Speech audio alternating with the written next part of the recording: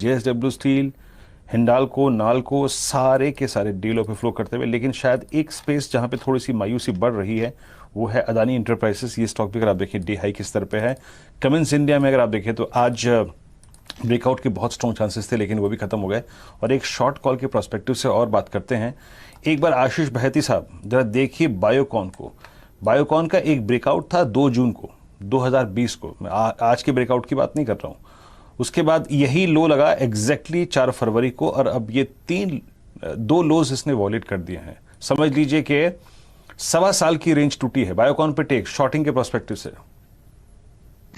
जी वीरू जी, 370 का जो लेवल था वो उसने लास्ट 3 बार टेस्ट किया था। आज भी उसने एक अटेम्प्ट की कि 370 के ऊपर जाने की, बट वो अटेम्प्ट पूरी तरीके से फेल हुई। स्टॉक 360 के पास आकर अभी रुका हुआ है। आई थिंक 345 की ट्रेजेक्टरी जो है ये स्टॉक में अभी दिख रही है। इसमें शॉर्टिंग थोड़ा सा अगर ये रिट्रेस करता है ऊपर के लेवल पे तो वहां पे शॉर्टिंग की सलाह है, क्योंकि ऑलरेडी अपने बॉलिंजर बैंड के पास में है अभी ये स्टॉक। तो थोड़ा सा ऊपर रिट्रेस करेगा तो वहां पे शॉर्टिंग की सलाह है। 345 तक के टारगेट्स है और 375 का एक एसएल लगाकर शॉर्ट कीजिएगा। चलिए फिलहाल स्क्रीन पर एक शॉर्ट कॉल आपके सामने आती हुई बायोकॉन पर। लगभग समझिए 18 महीने का जो रेंज है वो आपको निचले स्तर पर टूटता हुआ दिख रहा है। अब 3:10 हो चुके हैं। बाजार का BTST BT ट्रेड्स का समय आ चुका है। निफ्टी 100 अंक नीचे 36,470, बैंक निफ्टी 486 अंक नीचे 35,070 के आसपास आपको ट्रेड करता हुआ दिखेगा। जोड़ते हैं यहाँ पर आशीष बहिती साहब को। आशीष जी बताइए, बिकवाली खरीदें या आपको तेजी में कहीं मोमेंटम दिख रहा है? सर मेरा आज का STBT कॉल है, सेलिंग की सलाह है, वो है अपोलो टायर्स में।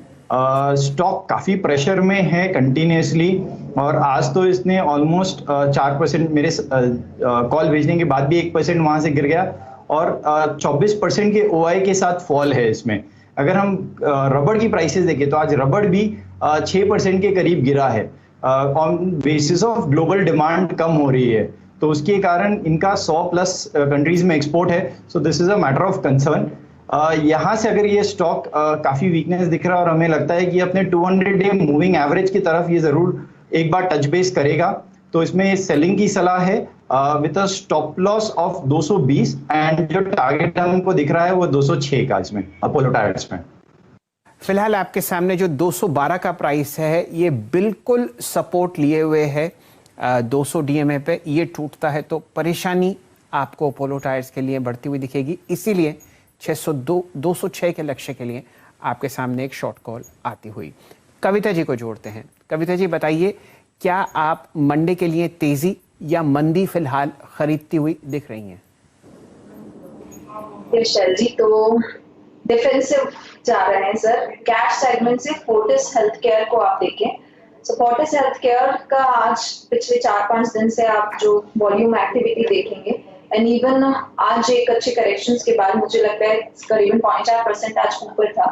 278 के ऊपर थोड़ा सस्टेन रहता है ये आज स्टॉक। तो मुझे लगता है 285-286 के लेवल्स के लिए दोबारा ये अप्रोच करता हुआ दिखेगा। So I believe Fortis health care को लेकर जाया जा सकता है, जहाँ स्टॉप लॉस छोटा रिस्क रिवॉर्ड के चलते काफी छोटा स्टॉप लॉस दिया है, दैट इज 274 का एक स्टॉप लॉस आप मेंटेन करें, 285 के टारगेट्स के लिए अप्रोच करें फोर्टिस हेल्थ केयर। फोर्टिस पे अगर आप देखें दुनिया मेहरबान है और कविता जी भी 278 का अगर आप देखें जोन यहाँ पर है, 285 का टारगेट है। ओके राजेश सतपुते जी, आपका conviction trade for Monday.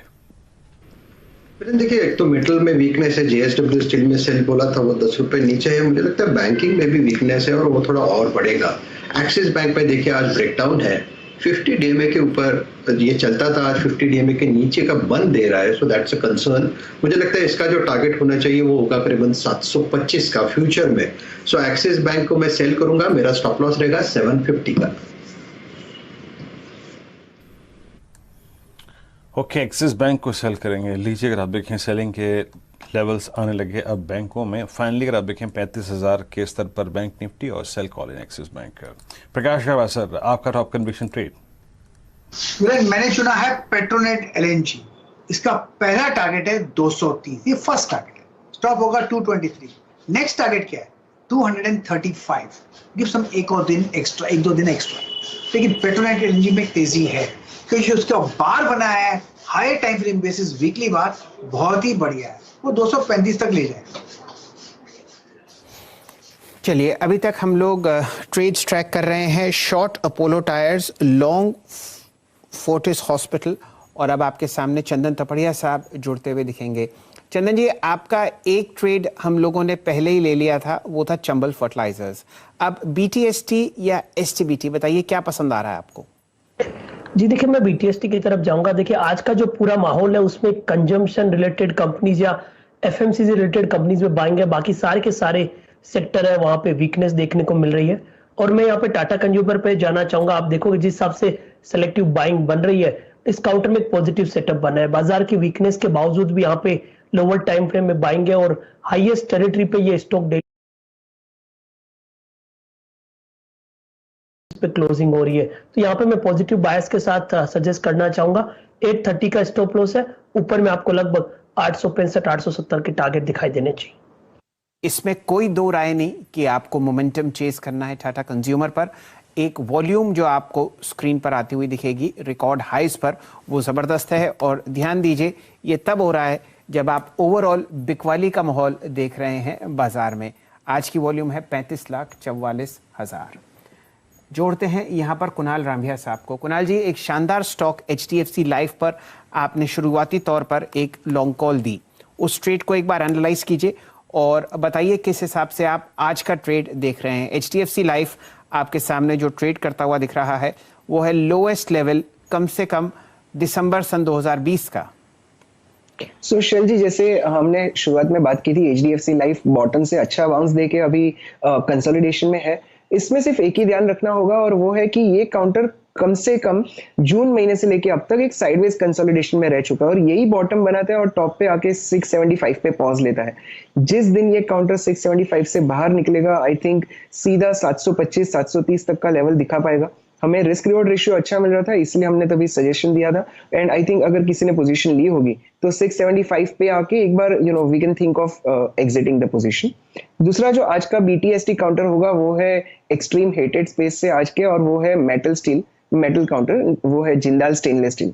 Jindal steel देखिए अभी भी 376 पे चल रहा है। मैंने इसको क्यों सिलेक्ट किया है, क्योंकि आप देखिए अप्रैल महीने से लेके अब तक काउंटर 376 कम से कम 5 बार टेस्ट कर चुका है। यहीं पे आता है, यही जोन पे आके बाउंस दिखाता है। आज हमें बार्गेन बाइंग अपॉर्चुनिटी मिल रही है 5 रुपए के स्टॉप लॉस से। 370 क्लोजिंग बेसिस स्टॉप लॉस रखेंगे और यहीं पे बाइंग की सलाह देंगे। और ये काउंटर अगर यहाँ से बाउंस देता है तो हम इसका पहला टारगेट रखेंगे 405 का, और अगर आता है रिवाइज करके स्टॉप लॉस से पोजीशन कैरी करने की सलाह बनाएंगे। कुणाल जी, मैं जरा दोबारा आपसे कंफर्म करना चाहूंगा, आप जिंदल स्टील एंड पावर की चर्चा कर रहे हैं जो 376 पर ट्रेड कर रहा है? जी शैल जी, जिंदाल स्टील एंड पावर 376। आप इसको खरीदारी की सलाह दे रहे हैं? जी शैल जी, 370 का स्टॉप लॉस बनेगा क्योंकि वही बॉटम से कम 5 बार ये काउंटर बाउंस दे चुका है। जी चलिए, तो ये गर्दन आगे करते हुए रामभिया साहब और आपको सजेस्ट कर रहे हैं कि मेटल्स की बिकवाली को खरीदिए, और ये एक बहुत ही ब्रेव कॉल है जो आपके सामने फिलहाल स्क्रीन पर आती हुई दिख रही है। डायरेक्टर साहब, एक लंबी अवधि का चार्ट दिखाइए। आपने जिंदल स्टील एंड पावर को फिलहाल ट्रेड करते हुए देखा है मध्यम जून के लोएस्ट लेवल पर, और यहां से एक बाउंस की उम्मीद आपको रामभिया साहब की तरफ से आती हुई दिख रही है। 18 जून का लोएस्ट लेवल आपके सामने स्क्रीन पर, और इसको खरीदना है, ये रणनीति आप